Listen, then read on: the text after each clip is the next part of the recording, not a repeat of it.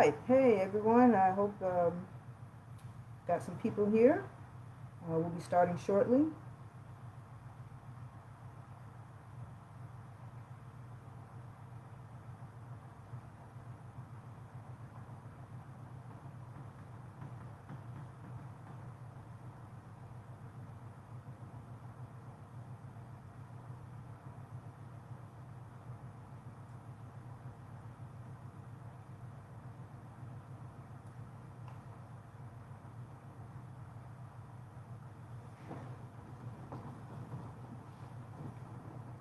So thank you everyone for taking the time out of your busy schedule to join me tonight for Wrap Up Friday. I hope everyone has their favorite beverage. Let's get started. For those who do not know my background, I would like to tell you a bit about myself and why I decided to run for Congress. I am a generational Floridian. My family has lived in Florida for about 150 years. I grew up in a house with 6 people. We were poor, but we were a tight-knit family. My mother and grandmother instilled in me the principles of hard work, getting a good education, and never giving up. I come from a family of soldiers. My father, younger brother, cousins, uncles, all proudly served this country. I was the first female to serve in my family and the first to serve 2 branches. I served in the United States Army and the U.S. Air Force. I attended St. Petersburg College, where I received a Bachelor's of Applied Science and Technology Management, and the Florida Institute of Technology, where I received a Master's of Science in Information Technology. I am a prior correction officer I used to work for the state, and I've been a software engineer for about 20 years.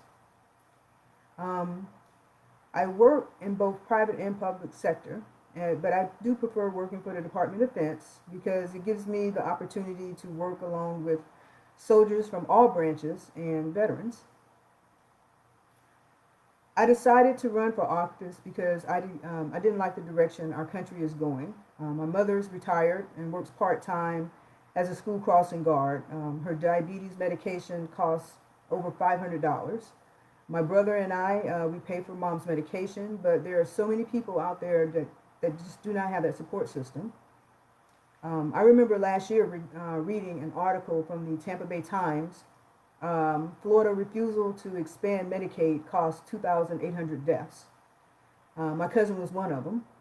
She died in 2014 at the age of 49 because she couldn't afford health insurance. And as a member of the LGBT community, we are still fighting for equality in the 21st century. And as an African American, we continue to fight against police brutality and fight for racial equality. So these are some of the reasons why I decided to run. I believe in a government that will work for all citizens. I do not accept what has been presented as our only option, and I want to give voice to all constituents in District 12 and ensure all residents are guaranteed health care, better education for our children, and clean and safe environment. So I would like to talk a little bit about the policies that I'm promoting. And if anybody has any questions, please feel free to enter them into the comment section, and I'll address them as I see them. So for healthcare, I have to admit this pandemic has brought some clarity to me. Millions of Americans have lost their jobs. In turn, they have lost their health insurance. And with the recent decisions from the Supreme Court ruling, employers can now deny women free birth control based off of religious rights. That's why, for me, I believe it is time for us to move to some type of universal health care. We cannot allow our employers to decide what health provisions they deem they will or will not provide. Anybody has any questions? So, when elected, I will definitely work with Bernie Sanders, Elizabeth Warren, and everybody in the House to try to come up with a way to ensure that everybody has health care. For our economy needs help recovering from the coronavirus pandemic. We also need to quickly create millions of clean energy jobs in order to tackle the climate crisis. Combined, we have an opportunity to create good paying jobs and put people to work building our clean energy future. This should be at the center of an economic stimulus. So I'm sure you're wondering how. So some ways we can do this is catalyzing massive investments to deploy clean energy solutions by extending clean energy tax incentives and establishing a green infrastructure bank. Dramatically expand investments in government-led clean tech, the lead clean tech research and development to reestablish U.S. as a global climate innovation leader, and ensuring jobs in the new clean energy economy are family wage union jobs by supporting workers' rights and investing in apprenticeship and skills training. Anybody got any questions? Okay. All right. So not only am I big on the environment, but my biggest sell is for teachers. I want teachers to have a higher pay, because education is a cornerstone of our democracy, and providing quality education is one of government's most important obligations to the people. If our children are to receive a quality education, we must increase teachers' pay. I propose creating a permanent $13,000 refundable teacher's tax credit. The result would increase a take-home pay of $230 per week. Any questions? So for our LGBTQ, as I am a member of the community, but despite significant steps forward, we still lack basic legal protections in states across the country. I support the Equality Act that would provide non-discrimination protections and would amend the Civil Rights Act to include sexual orientation and gender identity and cover employment, housing, education, and federally funded programs.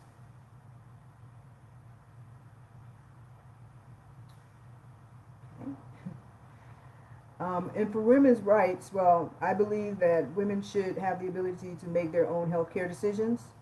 Those decisions are between the woman and her doctor, and not policies coming from elected officials. I also believe equal pay for women. Salaries should be based on experience and or education, and not based off of gender. I don't know if everybody had a chance to look at the article that I had posted today. It was about veteran versus the incumbent for District 12. One of the key points of me running was because I feel like, Gus Billaracas really hasn't done a lot for veterans. And there was some argument about how, he really isn't, 100% for the veterans. He's more partisan politics.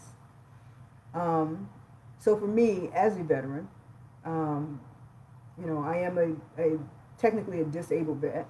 It's only 10%, but I believe I can do more for vets than Gus Billaracas. Gus gets his ideas from other people, vets or veterans groups, which is fine, but Gus doesn't create ideas that are original. He's not an innovator. He does not think outside of the box. He is not a veteran, and it doesn't seem like he has any good ideas for what the veteran experience is like. For example, filing disability. I understand that process because I went through it. The VA needs to be more helpful for veterans. They continue to give you the runaround. Once you're in the system, there's always pushback. The list goes on. Also, I understand the struggle of returning to civilian life after the service. I went through it myself. I was depressed. And to this day, I still see how I tend to gravitate more towards veterans and soldiers than I do civilians. So I'm currently working on how to streamline filing for disability claim, and also even request service records, which can take up to a year. So those are my policies that I'm currently working on. And please somebody asked me some questions. If anybody got any questions to ask, and related to any of the policies that I've just discussed?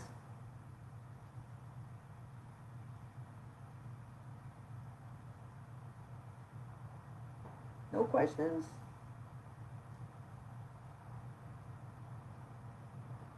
Okay. All right, so, well, I'm going to move on to Trump's executive orders. We're going to talk about those a little bit. And, you know, like last Saturday, you know, Trump signed 4 executive orders that will have little impact for the millions of Americans that are struggling. You got the $400 per week extension for federal unemployment payments. But first, he wants the states to commit to providing $100 out of the $400. Most states are already struggling, and so, you know, let alone try to pay $100 per week. Plus, it's going to take months to implement this order. States have outdated computers, and just even with the $600, it took a while for them to update the system. So now they would have to go back and re-update the systems for the $400. So I just don't, you know, I don't know how this is gonna work. For the payroll tax deferral, so your employee portion of Social Security will not be taxed. So you will see an increase in your paycheck, but I would advise you to kind of put that money aside, because currently it's a deferral, meaning next year, you know, Uncle Sam is going to want that money back. And so unless Joe Biden decides to eliminate the tax deferral when he becomes president, then we're going to have to pay it back. Now, granted, Trump claims that he will, if reelected, he would defer it. But yeah, I'm not going to hold my breath on that one. He's also did a student loan payment relief, and you know that's fine. But to be honest with you, we need to come up with a way to get rid of all the student loans. My way is to increase the corporate tax rate by 2%, which will pay off all federal student loans, and also for people who have already paid their student loans, they would get a $50,000 tax credit. So that's one way we can get rid of the student loans. And then moving forward, we need to get rid of the interest rates on student loans, because really,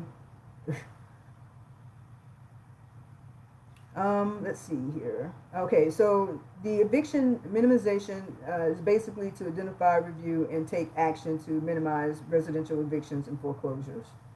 The second part of the order is like the HEROES Act, by paying the landlords to avoid eviction or foreclosures.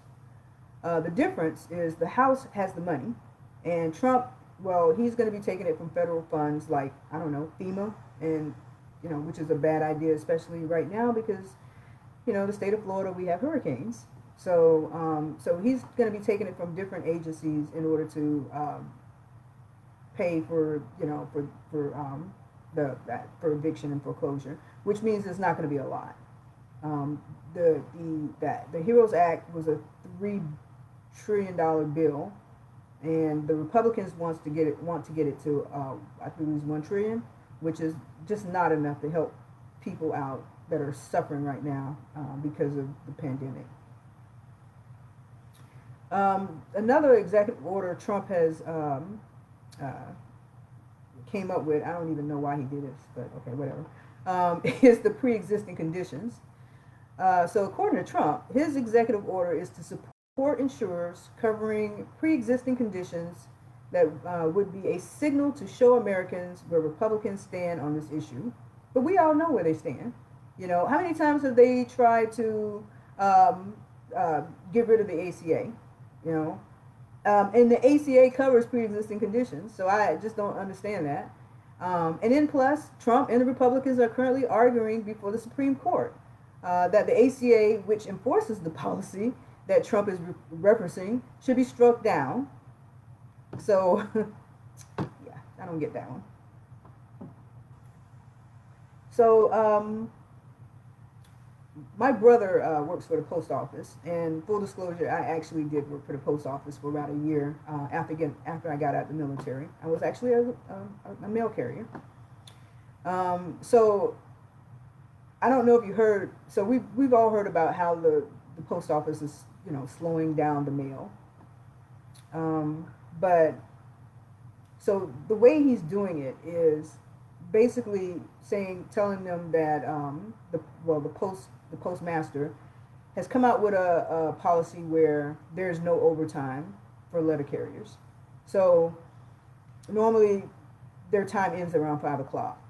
But you know, like when I was a mail carrier, if I still had additional mail, I would still have time, deliver it and everything before I went back into the office, the post office.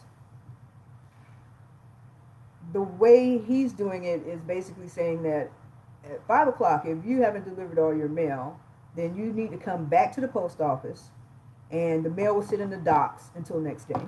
And so that's the reason why you're having a delay in mail. And so, you know, um, hopefully Congress can do something about it. I don't know if they can. It seems like Trump is trying to set us all up for failure when it comes to the ballots, because we know that this is the reason why he is directing the postmaster to stop overtime and just slow down the mail. And I would basically say that veterans receive their medication in mail, and so does most regular so does most Americans. So that's essential, and I don't understand why. Well, I do understand why he's doing it, but hopefully Congress can figure something out and fix it, because it's sad. Does anybody have any questions?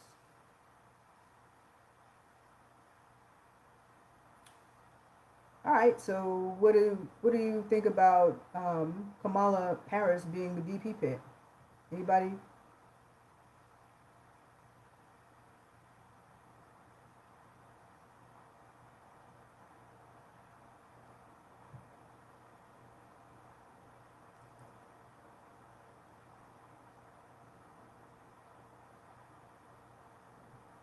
Nope. Nobody have any idea? I mean, I think it's great. As far as Kamala becoming the new VP pick, I'm excited. Granted, I was kind of rooting for Val Demings or Tammy Duckworth. Those were my two picks. But I am 100% behind Kamala, and I just can't wait for the debate, because I know she is going to tear Mike Pence a new one there.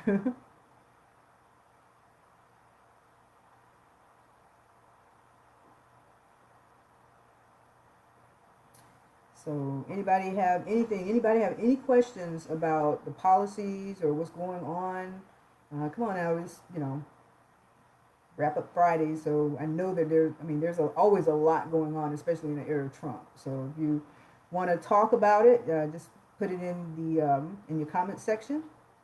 Oh, wait a minute. I'm sorry. I need to scroll down. Let's see. Kimberly, can you talk about how you will help veterans where Gus failed? So, like I said, with Gus, he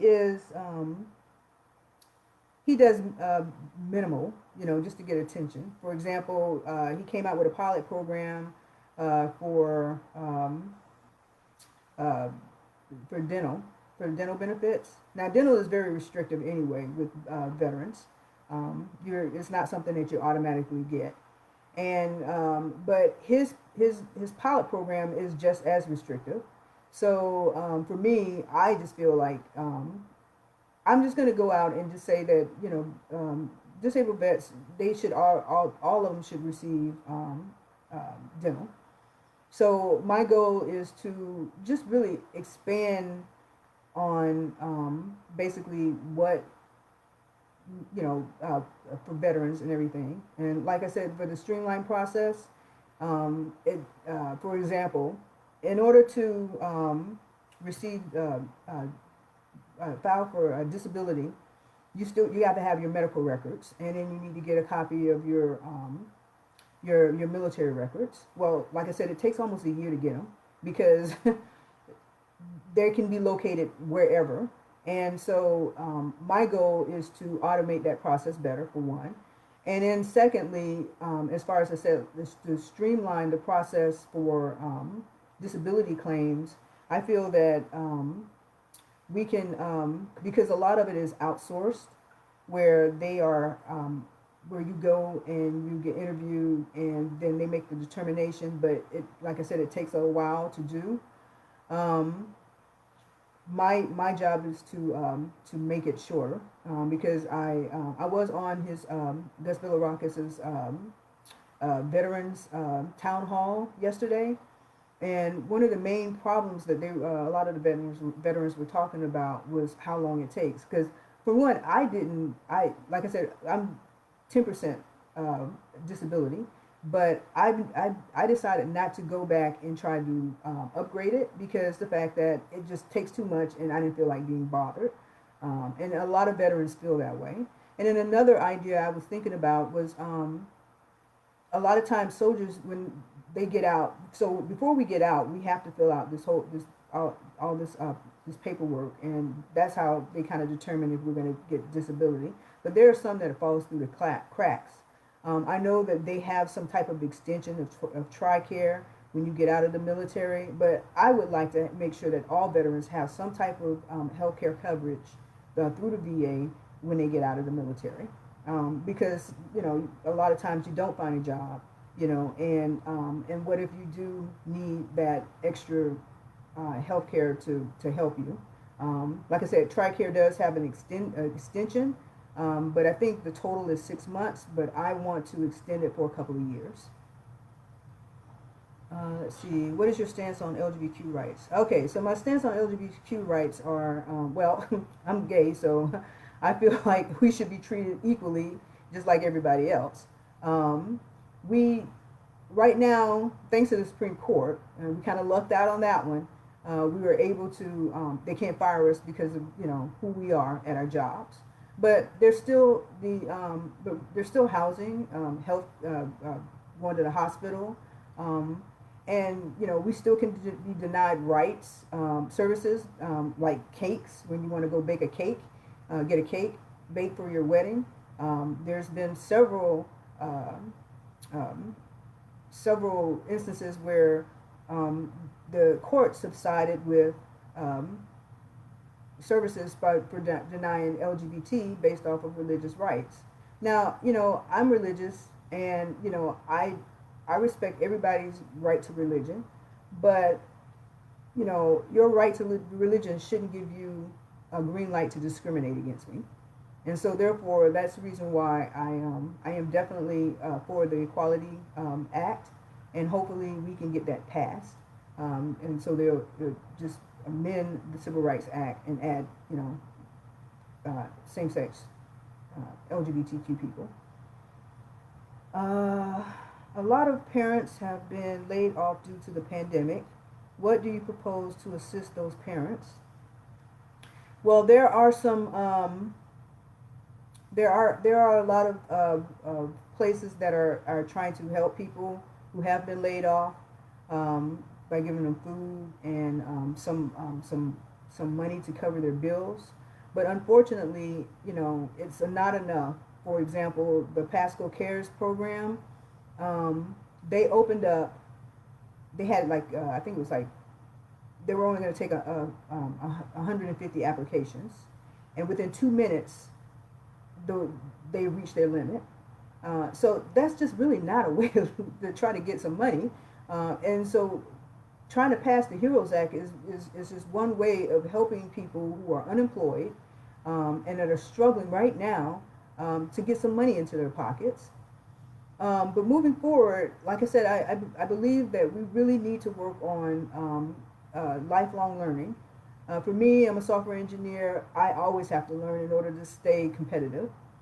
And I know more than just one programming language. I know a bunch of programming languages. And so in order to get better jobs, I think we as Americans are going to have several different types of skills. And lifelong learning and reskilling is the way to go. And we just need to put more funding in it. Unfortunately, I really don't have a big answer to propose that for parents who are or have been laid off during the pandemic. I can definitely find some more information on where they can go to find food and help pay for some of their rent. But to be honest with you, until Congress passed some type of relief act, it's going to be hard because I know these companies, these nonprofit companies that are helping everybody, they're running out of money. They're running out of food, you know. So I also urge everybody, you know, yeah, I need donations, but hey, if you can donate to anybody that is helping out people due to the pandemic, please do, you know, be it food or money. And I will put on my website and also on my Facebook page, you know, in the coming days where you can donate. Okay, let's see here. Michael said, thank you for supporting teachers. Your tax incentive for teachers sounds great. Thank you, because, you know, hey, education. Let's see. What is your advice to those voters that may still, okay, I'm not going to say that word, be on the fence and thinking of voting for Trump? Well, I would say just take a look at the last 4 years of what Trump has not done. Okay, now he likes to tout that, you know, the economy. He was the one that fixed the economy. No, the economy was fixed before he came. You know, if you would take a look at the unemployment rate, it was dropping before Trump even took office. He is a result. He is benefiting from the hard work of President Obama. I would say to them, you know, look at all the drama that he has caused. Look at, I mean, the guy is, he is, just look at the pandemic, for example. He has really just mucked this up big time. And, you know, first he's denying pandemic, and then now he's finally admitting it. He, you know, he doesn't listen to the scientists, the ones who actually went to school to learn about this stuff. He, you know, he's pushing false remedies like, you know, Clorox. Okay, really?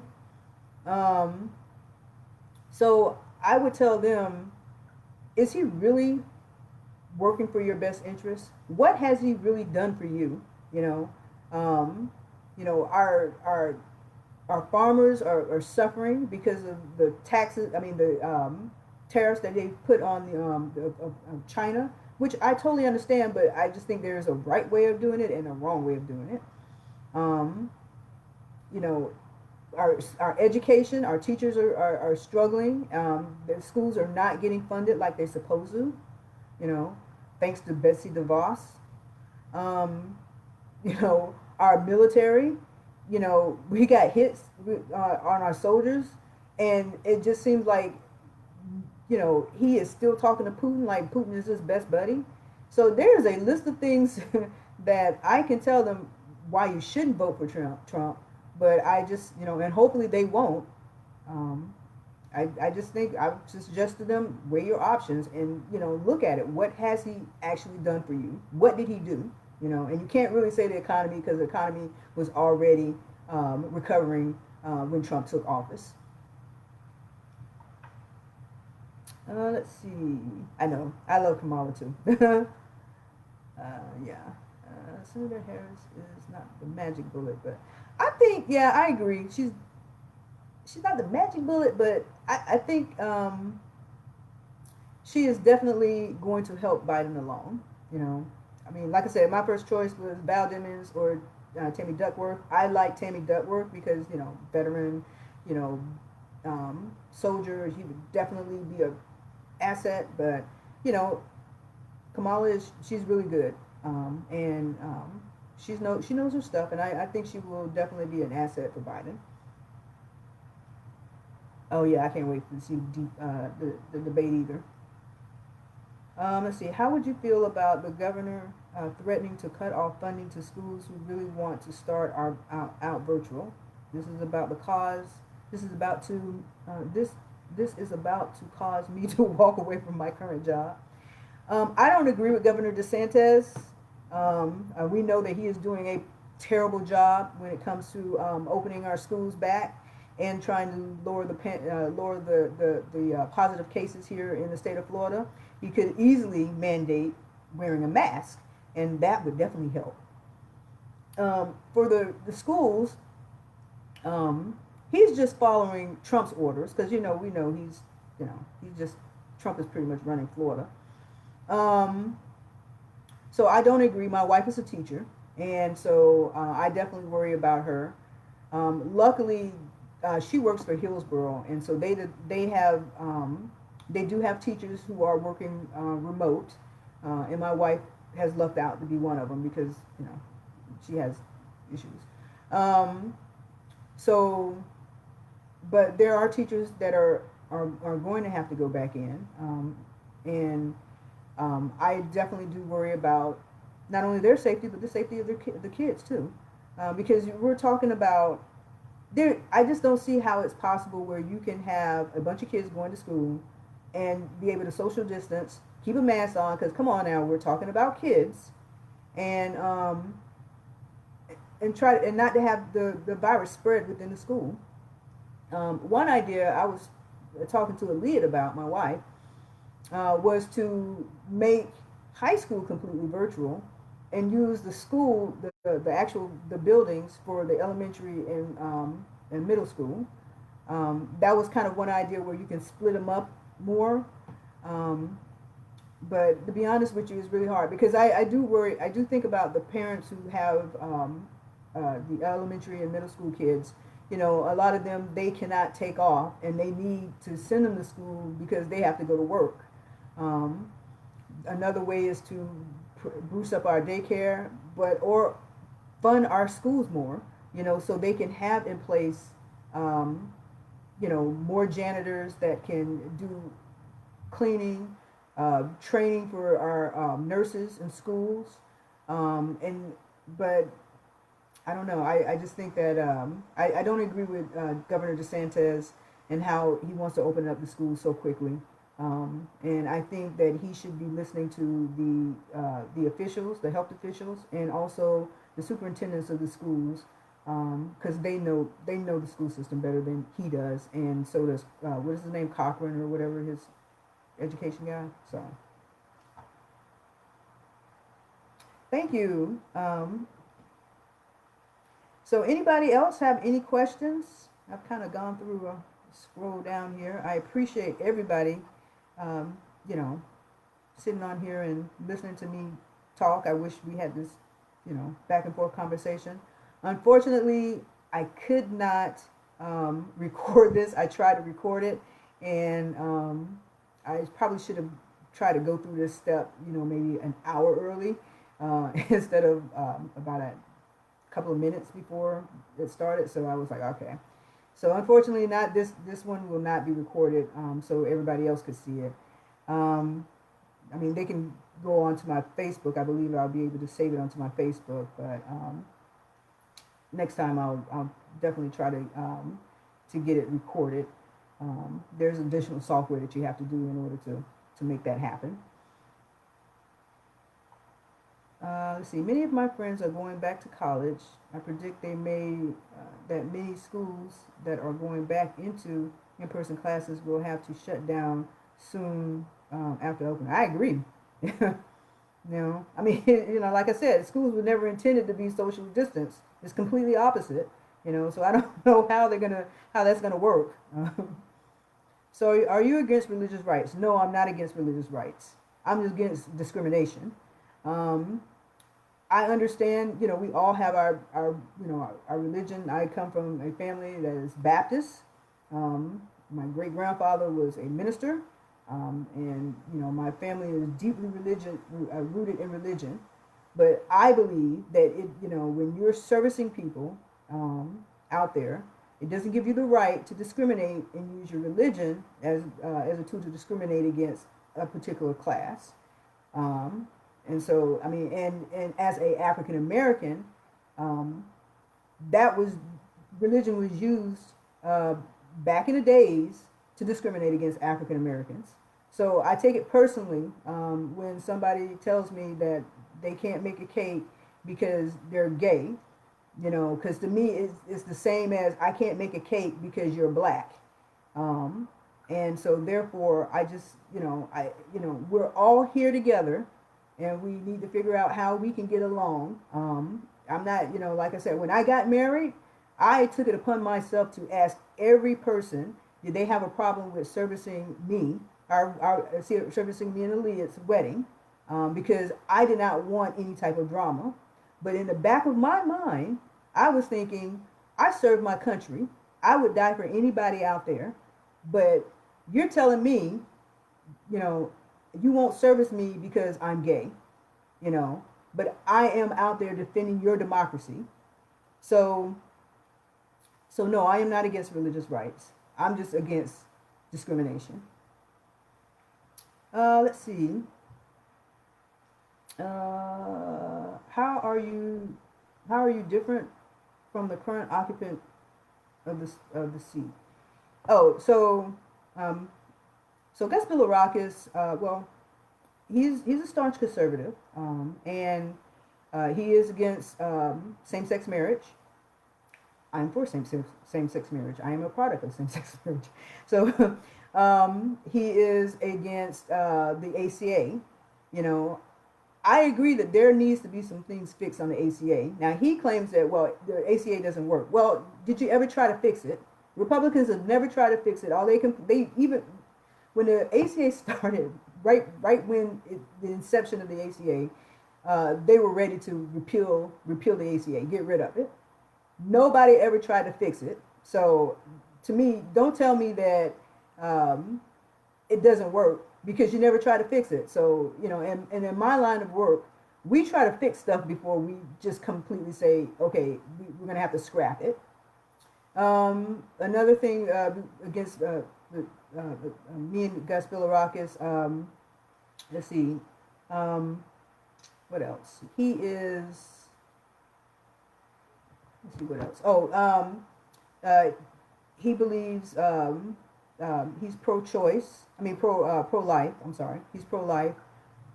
I don't fit in I can't really say I'm pro-choice or pro-life. I'm just, it's up to you. It's your business. That's, who am I to dictate, that you should or shouldn't have an abortion. That's just kind of how I feel.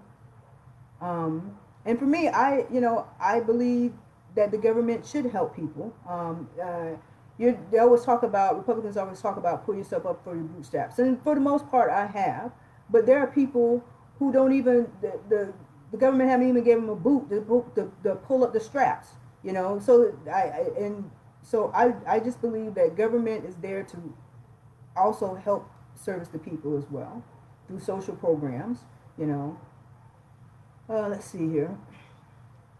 Okay. Any suggestions for affordable housing? No, not at the time. I guess right now Ben Carson is dealing with the housing, the HUD housing and everything, and he's doing a terrible job as usual. I don't understand how they put him in charge of housing when he is a doctor. For affordable housing, I kind of like how Barack Obama came out with it, where for first-time buyers, he gave them an incentive. I believe it was like $7,000 or $8,000. I benefited from it. My mom benefited from it. I unfortunately got it during the time where you have to pay it back. So I still got to pay this stuff. I've got to finish paying it back. When my mom got it, she didn't have to pay it back. So I think more incentives that will help for people who want to buy homes, and ways to lower the cost of homes too as well. How would you work to strengthen environmental protections? Policies. As we know, Trump has gotten rid of a lot of the policies that Obama has created. But I think this time, we're all kind of learned that executive actions, they only work and they're only good while a president is currently in office. So we need to actually pass bills to strengthen these protections to make sure that our environment, that bad actors are not polluting our environment. Thank you for your stance on those who choose to weaponize religion against others. How would you respond to voter suppression efforts? So,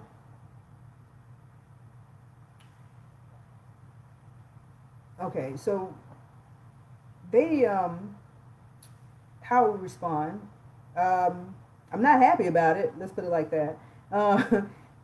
For voter suppression, I believe what needs to be done is, as soon as you turn 18 years old, you should automatically be enrolled in to vote. That's it. You don't have to go down there and fill out a card or anything like that. You should automatically be enrolled to vote. We all know that the Republicans do this, so because if they didn't, we would probably win a lot more seats. So instead of them going out and trying to talk to constituents, they want to cheat, and that's basically what they're doing. So when I'm elected, there should be a policy that we should come out with where everybody gets enrolled at the age of 18 automatically. And then also, I would like to work on some type of policy to help those who have been convicted, because I didn't agree with the court that ruled in favor of DeSantis. For one, we voted here in the state of Florida to allow people who have been convicted the right to vote after they have served their time. To me, this is a double punishment. And as a prior correction officer, they have served their time. The whole purpose of prison is their punishment. And so once they're finished, they should be able to vote. And by tapping on to saying that, well, they owe money, to me that is just another poll tax. So that is my stance. Let's see. They have no ACA reclaimment. Yeah, I know. They never did. They always talk about repeal and replace. We saw how that worked, in 2018, 17, 18, when they took the House and the Senate and everything. Yeah, they put it together within 24 hours, 48 hours. They have nothing, I'm not trying to come on here to bash Republicans, but let's be realistic. What have they done? What have they done for you?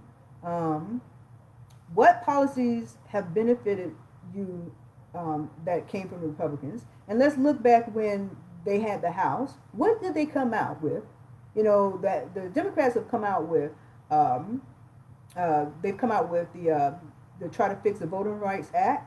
They have come out with helping DACA, with the pathway to citizenship. They have worked on a bill that for sustainable drinking water.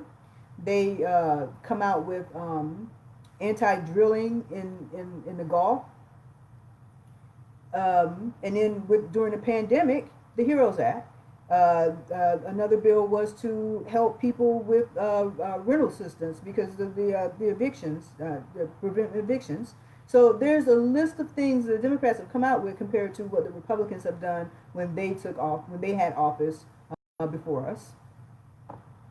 Let's see, solution for affordable housing, raise wages. I agree, yeah. And I am for raising the minimum wage to $15 an hour.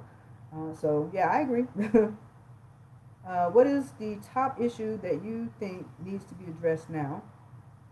The top issue should be the unemployment because of the pandemic and housing. Those are the top issues, because if we don't address those issues, we're going to have millions of Americans that are homeless.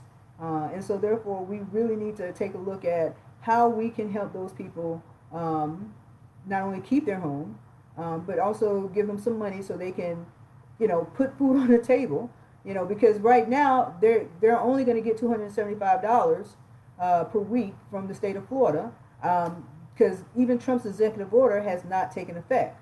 So they're in dire straits, and so we really need to do something.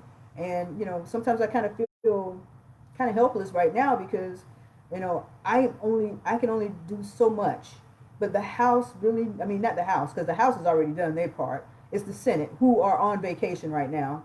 They're not in D.C. They're on recess.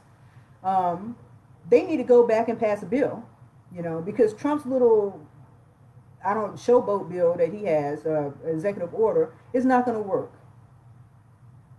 What is your position on term limits? I am for term limits. As you can tell, Gus Billirakis has been here since 2007. He's been in this seat, and before that was his father. I'm for term limits, and then plus it shouldn't be a dynasty either. I say this as a Democrat, with us on the verge of having a majority in both the House and Senate. It's long overdue to get rid of lifelong career. Yes, I agree. Not only for Republicans, but everybody.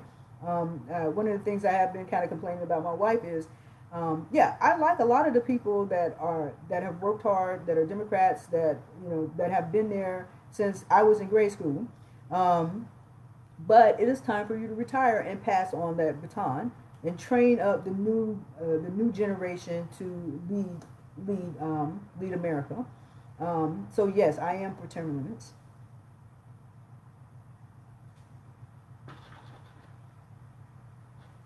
Okay, anybody else? I think I got all the questions.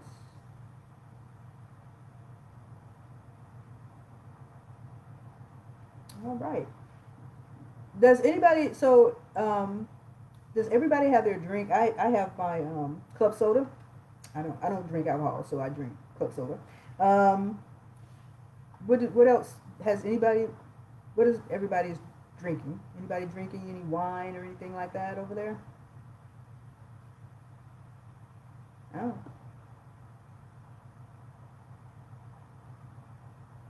All right. Well, if we don't have any more questions, oh, wait a minute. Do you see any chance of us putting limits on SCOTUS term? That would be nice, or we can increase the number of Supreme Court justices. I believe they should. I mean, because I love Ruth Bader Ginsburg, but I'm telling you, my heart, I just have heart palpitations whenever I see that she is, going to the hospital for something. I have shortness of breath and everything. I get physically ill, you know. And so we do need to have some type of term limits for judges, in my opinion, because they shouldn't stay there until, because she's been there for a long time. And, it is time for her to retire. I mean, I'm glad she's still there right now, but we need to have some term limits for judges. And also, I think we need to have more judges on that bench than the current number that we currently have. Oh, AJ, you got coffee. Okay, diet ginger ale. Ooh, really, Thomas? Salsa water. Okay, same here. So nobody has wine? That's okay. I mean, it's a Friday night, I mean, I know there's no clubs going, there's no clubs open, but, All right, so anybody else have any questions? Because we can just kind of wrap this up.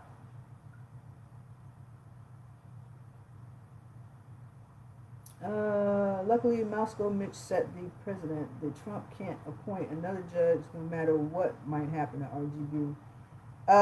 Yeah, he did, but he already stated that he would, if so, hypothetically, and God please don't happen, if something happens to RGB, he already said that he would find another judge, even if it's the end of Trump's term. You're working? Friday night spent working? Oh, yeah. Working in, yeah. You say, you're not that old, Karen. Yeah, so Mitch, yeah, he's going to, that only applied to Obama. That didn't apply to him. So he will do it. All right, everybody. So I'm going to let everybody go now. But thank you so much for taking the time out. I'm going to try to do this more often. Start talking about what's happening, throughout the week, because, we're wrapping up. We're getting closer to the election, and, Trump is going kind of crazy. He's trying everything to stop us from voting Biden in. And not only do we need to vote Biden in, we need to get all our down ballot candidates too as well, because I mean, this election, you know, we can make history, and so let's try to make history. So thank you, everybody. Everybody have a great weekend, and y'all will be hearing from me and seeing me again. So have a good one. Bye.